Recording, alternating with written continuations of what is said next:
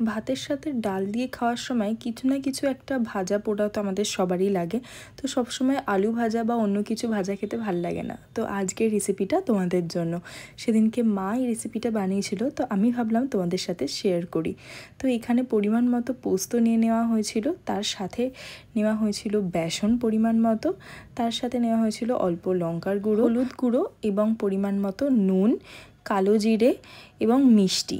তোমরা চাইলে এখানে চিনির বদলে গুড়ও দিতে পারো, আমরা গুড়টাই বেশি প্রেফার করি, তবে আজকে আমাদের গুড়টা ছিল না, সেই জন্যই চিনিটা দিয়েছি। ভালো করে এই মিক্সারটা করে নিয়ে তারপর এখানে একটু জল দিয়ে একটা ব্যাটার মতো করতে হবে, যেটা একটু পাতলাই থাকবে, খুব বেশি গাঢ় করার দরকার নেই, আবার খুব বেশি পাতলারও দরকার নেই। তোমরা আশা করি কনসিস্টেন্সিটা বুঝতে পারছো।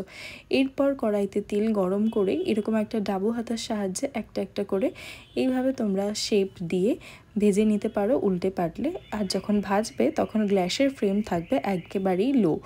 তো এইটাই রেসিপিটা একবার বাড়িতে তোমরা ট্রাই করে দেখো, খেতে কিন্তু দারুণ লেগেছিল। ভাত ডালের সাথে দুপুরের খাবারটা কিন্তু একেবারে জমে যাবে। কমেন্ট সেকশনে জানাতে ভুলো না যে রেসিপিটা কেমন লাগলো, আর এরকম আরও অনেক রকম ভিডিওর জন্য আমার চ্যানেলটা সাবস্ক্রাইব করে দিও।